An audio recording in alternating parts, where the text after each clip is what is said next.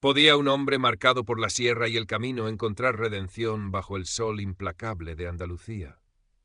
Mateo llegó a la comarca con esa pregunta grabada a fuego en sus ojos oscuros, aunque nadie más pudiera leerla.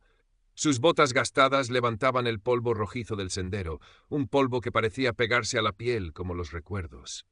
Buscaba trabajo, sí, pero sus manos, acostumbradas tanto a la azada como al gatillo frío de una navaja, buscaban algo más, una oportunidad, la última quizás, para lavar la sangre y el miedo de su pasado.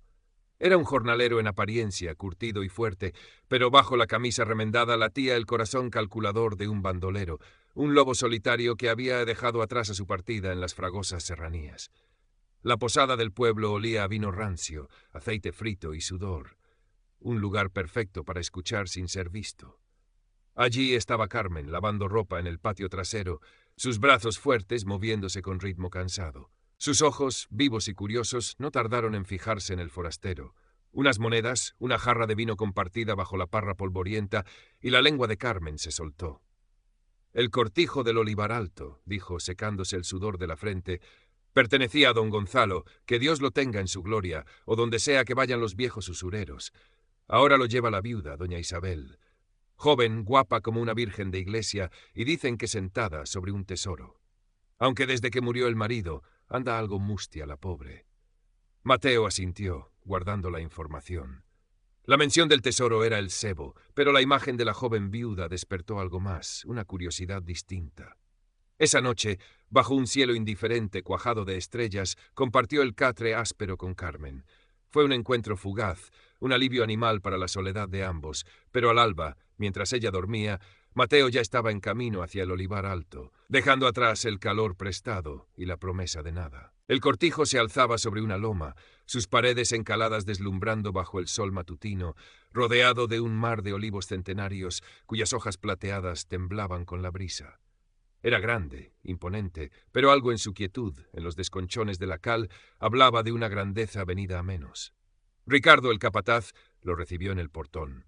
Era un hombre robusto, de mediana edad, con una mirada astuta y resentida que evaluó a Mateo de arriba abajo. ¿Buscas trabajo? Su voz era áspera, desconfiada. Sí, señor.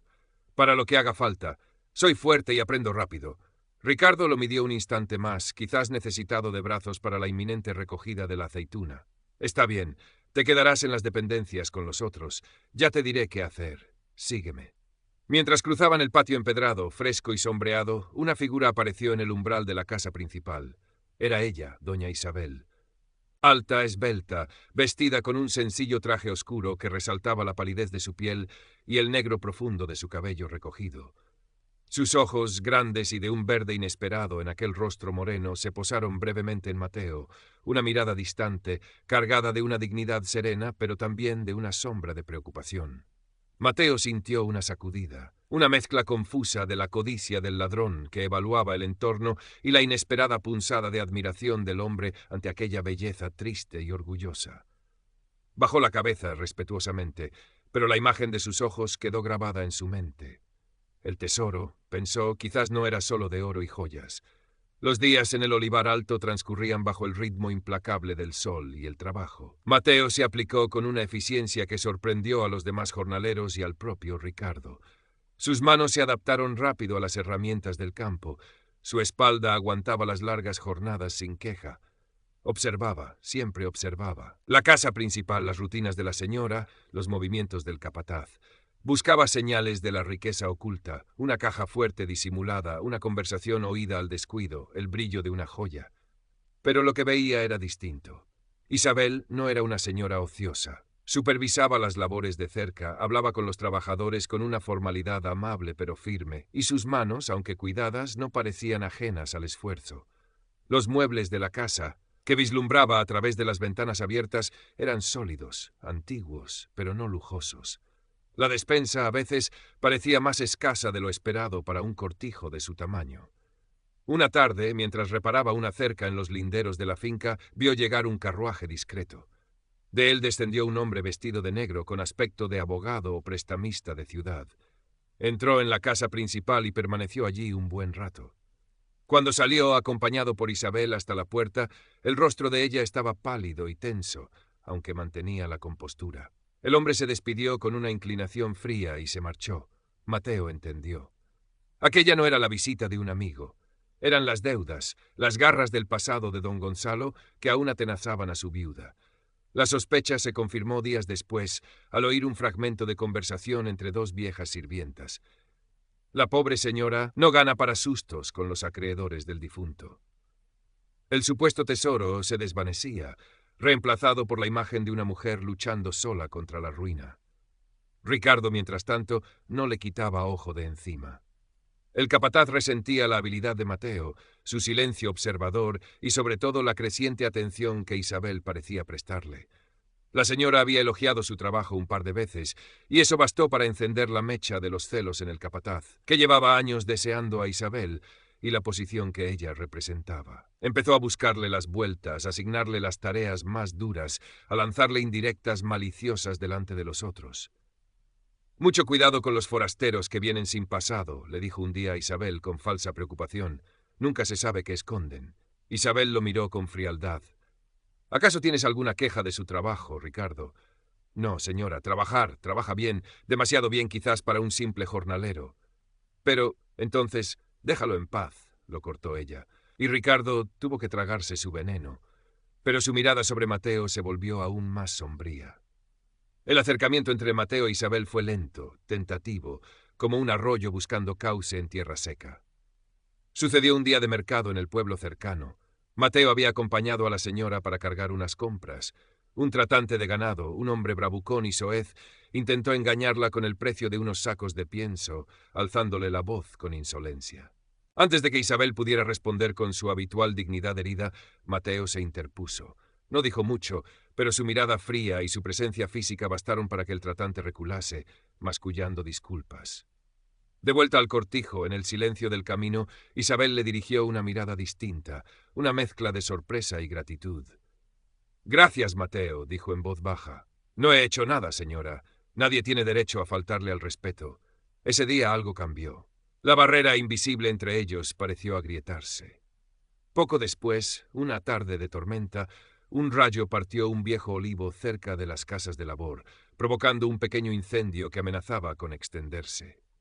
Mientras los otros corrían desorganizadamente, Mateo tomó el mando con una calma sorprendente, dirigiendo a los hombres para sofocar las llamas con tierra y mantas mojadas. Trabajó codo con Isabel, que acudió rápidamente con cubos de agua, sin miedo a mancharse ni al peligro. Cuando el fuego estuvo controlado, ambos se miraron, agotados, cubiertos de hollín y ceniza, y una sonrisa fugaz, de camaradería y alivio, iluminó por un instante el rostro de Isabel. Mateo ya no pensaba en el robo. La imagen de la riqueza había sido reemplazada por la de la lucha silenciosa de Isabel. Una noche, incapaz de dormir, paseaba por el patio cuando la vio arrodillada en la pequeña capilla del cortijo, apenas iluminada por una vela. No rezaba en voz alta, pero sus hombros se sacudían por sollozos ahogados. Mateo se detuvo, oculto en las sombras, sintiendo una punzada de compasión tan profunda que le dolió físicamente. Ver la fortaleza de aquella mujer quebrarse en la soledad de la noche lo desarmó por completo. En ese momento supo que su objetivo había cambiado. Ya no quería robarle, quería protegerla. La tensión entre ellos crecía, cargada de palabras no dichas y miradas que se sostenían un segundo más de lo prudente. Ricardo lo notaba, y su odio hacia Mateo se volvía casi tangible. Intentó de nuevo acercarse a Isabel, aprovechando un momento en que la encontró sola, revisando unos libros de cuentas. «Señora, no debería confiar tanto en ese forastero. Yo llevo años sirviéndola con lealtad. Usted necesita un hombre a su lado, alguien que la proteja, que...» «Sé cuidarme sola, Ricardo», respondió Isabel, levantando la vista de los números con una expresión gélida. «Y sé elegir a mis trabajadores. Ocúpate de tus asuntos». El rechazo avivó aún más el rencor del capataz. Si no podía tenerla por las buenas, buscaría la forma de hundir a su rival. Empezó a hacer preguntas en el pueblo, a recordar viejas historias de bandoleros que habían actuado por la zona años atrás. Una noche de luna llena, tras una jornada agotadora de vendimia en la pequeña viña del cortijo, Isabel ofreció vino a los jornaleros. Mateo se quedó el último, ayudando a recoger. El aire olía a tierra húmeda y a uva pisada. Se sentaron en el pollete de piedra del patio, bajo la parra. El vino, o quizás la atmósfera íntima y silenciosa, desató la lengua de Isabel. Habló de su soledad, de la carga del cortijo, de las deudas que la ahogaban, no como una queja, sino como un peso compartido en voz baja. A veces siento que esta casa me devora, Mateo, que las sombras de mi marido son más largas que los olivos. Mateo la escuchaba en silencio, su corazón latiendo con fuerza. Vio las lágrimas brillar en sus ojos a la luz de la luna y no pudo contenerse. Alargó una mano y rozó su mejilla con una torpeza inusual en él. Isabel se estremeció, pero no se apartó. Alzó la vista hacia él, y en sus ojos verdes leyó una mezcla de miedo y anhelo. Se inclinó lentamente y sus labios se encontraron en un beso que sabía a vino, a tierra y a desesperación contenida. Fue torpe al principio, luego urgente, apasionado. Aquella noche, en la oscuridad protectora de la habitación de Mateo, se amaron con la intensidad de dos almas solitarias que encuentran refugio la una en la otra. Sus encuentros se volvieron clandestinos, robados a la noche, llenos de una felicidad precaria y un miedo constante. Mateo se sentía vivo como nunca, pero la sombra de su pasado lo atormentaba. ¿Cuánto duraría aquello? ¿Qué pasaría si Isabel descubría la verdad? Se debatía entre el deseo de confesarlo todo y el terror a perderla. Isabel, por su parte, parecía florecer. Una luz nueva brillaba en sus ojos, una suavidad que reemplazaba la tensión habitual. Se permitía confiar, amar, a pesar de las barreras sociales y del misterio que rodeaba a Mateo. Pero la felicidad era frágil, como una flor silvestre en un risco. Ricardo, consumido por los celos, no cejaba en sus pesquisas. Un viaje al pueblo cercano, una conversación con un viejo alguacil retirado, la descripción de un bandolero apodado El Cetrero, que actuó por la zona años atrás, y un viejo cartel de Se busca amarillento, guardado en un cajón polvoriento de la alcaldía. El retrato era tosco, pero la cicatriz sobre la ceja izquierda era inconfundible. Ricardo sonrió con malicia. Por fin tenía el arma para destruir a Mateo y quizás conseguir lo que tanto ansiaba. Eligió el momento con cuidado. Esperó a que Mateo saliera a una tarea lejana. Entró en la casa principal con el pretexto de consultar algo urgente y encontró a Isabel en el despacho, revisando papeles. Con una mezcla de falsa compasión y triunfo mal disimulado, desplegó el cartel sobre la mesa. «Lo siento mucho, señora, pero creo que debe saber a quién ha metido en su casa. Este hombre, este Mateo, no es quien dice ser». Isabel miró el cartel, primero con incredulidad, luego con un horror creciente que le heló la sangre. El rostro del retrato, aunque borroso, era innegablemente el de Mateo. Mateo Vargas, alias El Cetrero, buscado por robo a mano armada y asalto a diligencias. Las palabras danzaron ante sus ojos, sintió que el suelo se abría bajo sus pies. La traición era un cuchillo helado clavándose en su pecho, mucho más doloroso que las deudas o la soledad. Todo cobraba sentido, su silencio, su habilidad con las manos, su aire de peligro latente. Había amado a un criminal, a un hombre buscado por la ley. «Salga de aquí, Ricardo», susurró, la voz rota. «Pero señora, yo solo quería protegerla». «He dicho que salga», gritó, y el capataz obedeció, dejando el cartel sobre la mesa como una serpiente venenosa. Cuando Mateo regresó al atardecer, sintió la tensión en el aire. Isabel lo esperaba en el patio, de pie, rígida como una estatua de sal. El cartel estaba en sus manos. No hubo necesidad de preguntas. Sus ojos verdes, ahora tormentosos, lo dijeron todo. Es cierto, su voz era apenas un hilo. Mateo la miró, el corazón encogido. La mentira era inútil. Sí, admitió, la palabra rasgándole la garganta.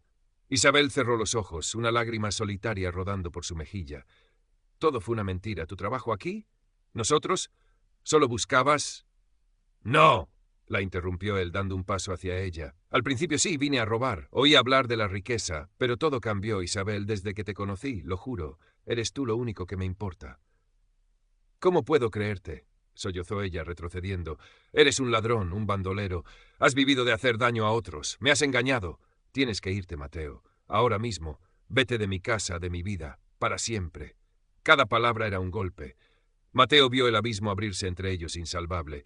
Sabía que no tenía derecho a pedir perdón ni a esperar comprensión. Su pasado lo había alcanzado. «Lo haré», dijo con voz queda. «Me iré. Pero Isabel, ten cuidado con Ricardo. No es de fiar». Ella no respondió. Le dio la espalda, los hombros sacudidos por el llanto contenido. Mateo recogió sus pocas pertenencias y se marchó del cortijo, sintiendo que dejaba atrás no solo un lugar, sino la única posibilidad de redención que había conocido. Pero no se fue lejos. Algo en la mirada triunfante de Ricardo Algo en la vulnerabilidad de Isabel le hizo quedarse oculto entre los olivos, vigilando la casa desde la distancia, con un mal presentimiento oprimiéndole el pecho. El presentimiento de Mateo se cumplió esa misma noche. Ricardo, envalentonado por la partida de su rival y creyendo a Isabel sola y desamparada, decidió que había llegado su momento. Bebió aguardiente para darse valor y, bien entrada la noche, forzó la entrada de la casa principal y se dirigió a los aposentos de Isabel. La encontró junto a la ventana, mirando la oscuridad con ojos perdidos. «Señora», dijo, la voz pastosa por el alcohol y el deseo, «ahora que el bandolero se ha ido, necesita un hombre de verdad que la consuele, que la cuide». Isabel se volvió, aterrada al ver la lujuria y la determinación en los ojos del capataz. «¡Salga de aquí inmediatamente, Ricardo! ¡Está borracho!». «No me iré hasta conseguir lo que quiero», gruñó él acercándose y agarrándola por el brazo. «Siempre la he deseado». Isabel gritó, luchando por soltarse, pero Ricardo era fuerte. Justo cuando iba a ser sometida, la puerta se abrió de golpe y Mateo irrumpió en la habitación como una furia desatada. Había oído el grito desde su escondite. Sin mediar palabra, se abalanzó sobre el capataz. La pelea fue brutal, corta y silenciosa, solo el sonido de golpes sordos y respiraciones agitadas. Mateo, movido por la rabia y el instinto protector, desarmó rápidamente a Ricardo, que intentó sacar una navaja, y lo dejó tendido en el suelo, gimiendo de dolor, con el rostro ensangrentado. Mateo se volvió hacia Isabel, que se había refugiado en un rincón, temblando. Sus miradas se cruzaron en medio del caos. Gratitud, miedo, confusión, todo se mezclaba en los ojos de ella. «Gracias», susurró. Mateo asintió, el pecho agitado. «Debes denunciarlo, que venga la Guardia Civil». Isabel negó con la cabeza, pensando en el escándalo, en su reputación ya frágil. «No, solo quiero que desaparezca. Échalo del cortijo. Mañana mismo». Mateo comprendió. Ayudó a Isabel a sentarse, asegurándose de que estaba ilesa. Luego agarró a Ricardo por el cuello de la camisa y lo arrastró fuera de la habitación, fuera de la casa, lanzándolo al polvo del patio. «No vuelvas a poner un pie aquí, ¿entiendes? Si te acercas a ella o a este cortijo, te mato». Ricardo, humillado y dolorido, se alejó renqueando en la oscuridad. Mateo regresó junto a Isabel. El silencio se hizo espeso entre ellos. «Salvaste mi vida». «Otra vez», dijo ella sin mirarlo, «pero eso no cambia nada. No puedo olvidar quién eres. Tienes que irte». Mateo asintió con resignación. «Lo entiendo. Me iré al amanecer». Pero dudó un instante. Si alguna vez cambias de opinión, si crees que un hombre puede cambiar de verdad, deja tu mantón rojo secando en el tendedero del patio, el que llevabas el día del mercado. Solo si de verdad lo sientes. Si no, no lo hagas. Adiós, Isabel». Se inclinó levemente y salió de la habitación, dejándola sola con el eco de sus palabras y el desorden de sus sentimientos. Pasaron las semanas. El cortijo recuperó una apariencia de normalidad, aunque la ausencia de Mateo pesaba como una losa en el corazón de Isabel. Contrató a un par de jornaleros más para la recogida, pero nadie trabajaba con la eficiencia silenciosa de Mateo. Ricardo había desaparecido sin dejar rastro. Isabel luchaba por mantener todo a flote, pero la sombra de las deudas seguía planeando sobre ella. Un día recibió una carta del párroco del pueblo, don Manuel, solicitando verla. Acudió a la sacristía con un nudo en el estómago, temiendo nuevas malas noticias. Pero lo que don Manuel le comunicó la dejó sin aliento. «Hija mía», dijo el anciano sacerdote con una sonrisa bondadosa, «traigo buenas nuevas. Un benefactor anónimo que desea permanecer en el más estricto secreto ha saldado la mayor parte de las deudas que ahogaban a este cortijo. Las más urgentes, las que te quitaban el sueño. Me ha entregado una suma considerable y me ha pedido que me asegure de que los acreedores reciban su pago y te dejen en paz». Isabel se quedó muda, incrédula. «¿Anónimo? ¿Quién haría algo así?». Don Manuel se encogió de hombros. «Solo puedo decirte que es alguien que te aprecia mucho y desea verte libre de cargas. Me pidió que te entregara esto también». Le tendió un pequeño paquete envuelto en tela basta. Dentro Isabel encontró un modesto broche de plata con forma de olivo, una pieza sencilla pero elegante que reconoció vagamente. Recordó haberlo visto prendido en la chaqueta de Mateo un día de fiesta. El corazón le dio un vuelco. Comprendió. Había sido él. Mateo había usado el dinero acumulado durante años de vida al margen de la ley, ese fondo que quizás guardaba para empezar de nuevo, para liberarla a ella. Su sacrificio era inmenso, su arrepentimiento tangible. Volvió al cortijo con el corazón dividido. El orgullo le decía que no podía aceptar la ayuda de un bandolero, dinero manchado. Pero el amor, ese sentimiento terco que se negaba a morir, le susurraba que aquel acto demostraba la verdad de sus palabras, la profundidad de su cambio. Luchó consigo misma durante días, sopesando el miedo al futuro, el estigma social, pero también la posibilidad de una felicidad que creía perdida. Recordó sus palabras. Si crees que un hombre puede cambiar de verdad. Una mañana, al amanecer, tomó una decisión. Subió a su habitación, abrió el viejo arcón de madera de nogal y sacó el mantón de seda rojo, el que había llevado el día del mercado, el que Mateo había admirado en silencio. Con manos temblorosas bajó al patio y lo tendió en la cuerda, donde el sol naciente lo incendió con sus primeros rayos, una mancha escarlata visible desde lejos contra la blancura de la cal. Era una señal, una apuesta arriesgada, una puerta entreabierta a un futuro incierto. Mateo no se había ido muy lejos. Había encontrado refugio en una cabaña abandonada en la sierra cercana, trabajando esporádicamente en otros cortijos, pero manteniendo siempre la vista fija